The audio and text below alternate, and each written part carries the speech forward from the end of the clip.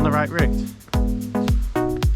So, good morning everybody, out here Run the Planet.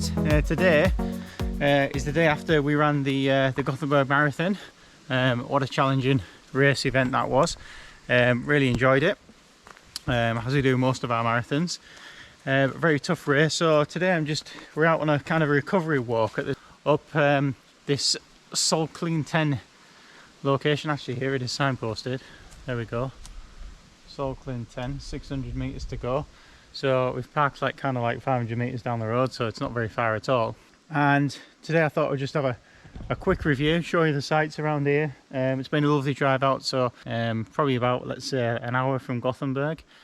So we're walking from the Sandspeet car park to the Solkinten viewpoint. So obviously Sweden's very, very flat, so lots of forest areas, lots of beautiful nice walking areas, but it's ideal for a recovery walk. So this morning went out and did 5 kilometers, and just trying to unstiffen the legs, recover and flush out any of the bad poison that's left in the legs after the run. And that was all right, actually. I say probably yesterday I held back a little bit.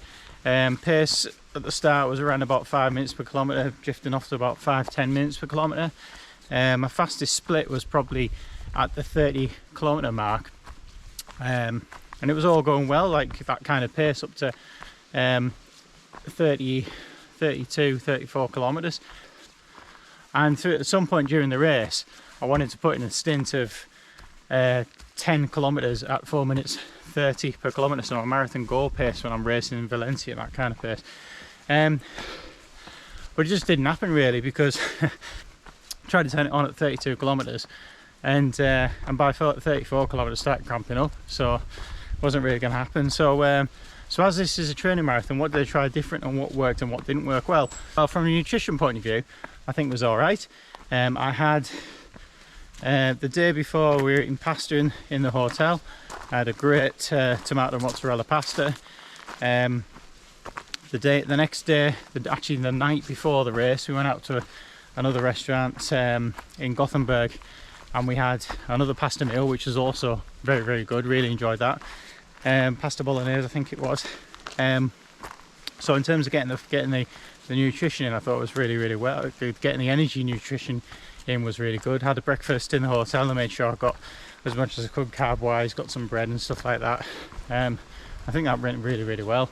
I then had 2 bottles of Morton 160 carbohydrate drink the day before, and one in the morning that I kind of sipped through up until maybe half an hour before the start of the race. Thought that was really good. And then obviously when we went to the expo, we managed to pick up some of this Everett stuff. So we had an Everett energy chew before the race. So also up onto the start line, took a banana, had the Everett energy chew, and then through the race, what is probably different to what I would normally do, rather than having, say, kind of like the high 5 gels that I put in, sorry, the high 5 salt tablets that we put in water, we had the Everett salt tablets. So I looked on the back of the tube, and they're not that dissimilar to the precision type tablets or the high 5 tablets in terms of the sodium, magnesium content and all that kind of stuff. So probably similar, but the idea was, this what the guy, when he sold them to us, he said you got to take these every 20 minutes, so just chew on them. So you got a pack of 12 every 20 minutes, that would give you up to 4 hours. I'd had one in the hotel to see what it tastes like beforehand, so I had 11 plus a high 5 one. So as I was going through the race, I was taking those, and actually when I started getting the cramp, I was still taking them. It seemed to be like just after I'd taken the tablets, only say a minute or two, that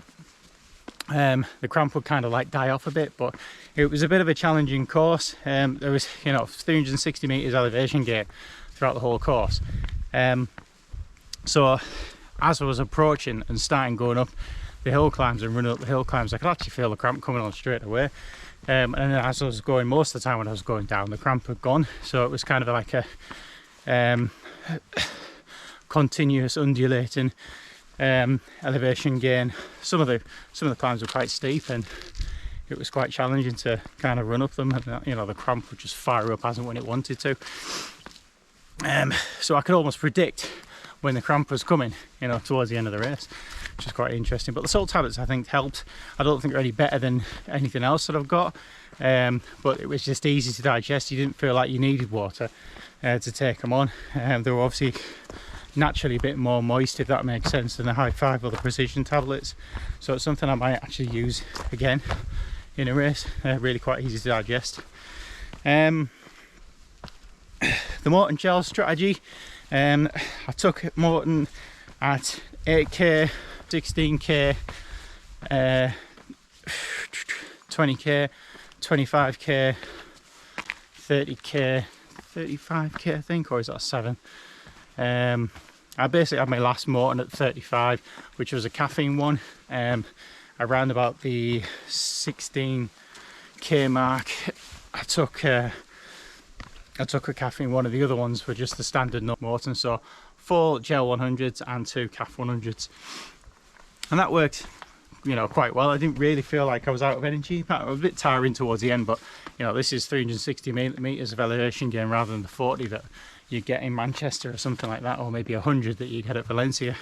So yeah, I was never really going to go for a PR in this course. I knew that from the start, but that's why I kind of backed off a bit, and I just did want to, in hindsight, probably I should have maybe gone for somewhere around about, I think it was 24 kilometers to 34 kilometers, which is kind of the flattest bit of the course, and I probably should have done that as my 10 kilometers at marathon goal pace. What else can we say? Yeah, basically they were giving you cups, not bottles, on the race, but because I was using the Everett salt tablets, I didn't need to put tablets into water. You just chew on them, so it was easy just to kind of like pick up water as I gone on the course, and just drink it. So most of the time I took the water at most aid stations. You probably had about, let's say, 200 mils of water in a cup, and sometimes I took the sport drink, probably more towards the end, and thought that was fine as well. Although the sports drink didn't really taste much stronger than water, really, to be fair. So it's very weak sports drink. To be fair, I don't know what was in it. Could have been very little, could have been quite a lot. It just didn't taste very sweet at all. The other thing they were giving out on the course, I didn't try it, but with gherkins, and if you've looked into cramp for runners, one of the solutions is pickled gherkins. So didn't get a chance to try it. There was a couple of times I saw that, and there's also some salt fish. So basically salt sticks in like kind of a black licoricey fish kind of thing, which I didn't try either. I think I only saw that a couple of times. So yeah, that was basically it. The other thing I did was to not taper. So including the marathon this week, we probably ran about 100 kilometers in the week. Around 35 kilometers on the Monday, so 6 days out. It was something I've seen other runners do, not most runners, but some runners don't bother tapering. So I don't know, almost had kind of like a normal week of training. I would say for me, probably a taper somewhere in the region of 2 weeks to 10 days is probably better for me.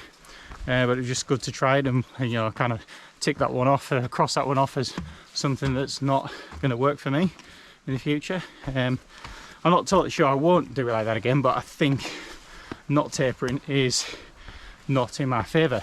But yeah, I think that's about it. I think that covers pretty much everything that we're trying out in the race.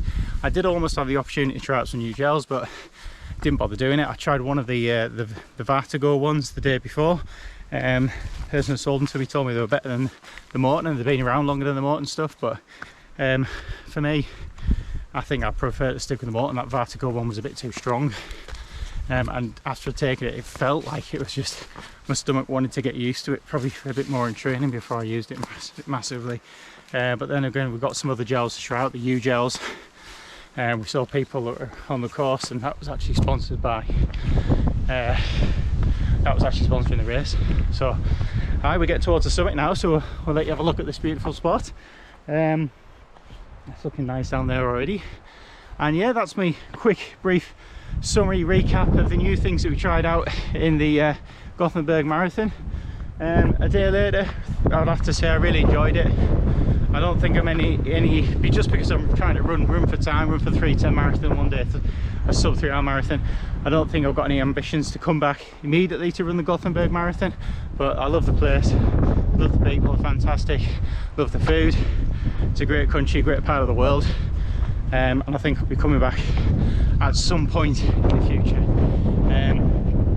But yeah, oh, this is stunning up here. So thanks very much for watching. Please like, comment and subscribe, and we'll see you next time. And we'll leave you with the beautiful sights of this Solkinten, I think it's called. Tack så mycket, Sweden. We really enjoyed it.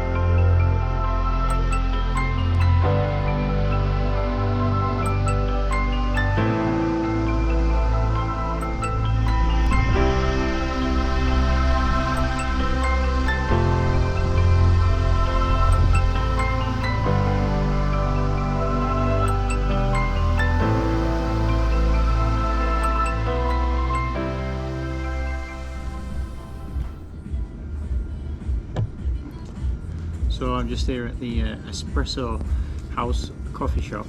Been here before, obviously, to Sweden, and I really like their coffee, the Espresso House. It's not like, you think like a place like America or even the UK, there's lots and lots of different chains, different brands, whatever it be, fast food or food or clothes or whatever it is. There's not loads and loads, but one Swedish brand is the Espresso House. It's really, really good. Really enjoy it. I haven't actually seen Starbucks since we've been here. I like that stuff. And when we came here last time, I mean, it was just as nice as it was before. So we're just waiting for, they actually only sell the coffee in the whole bean,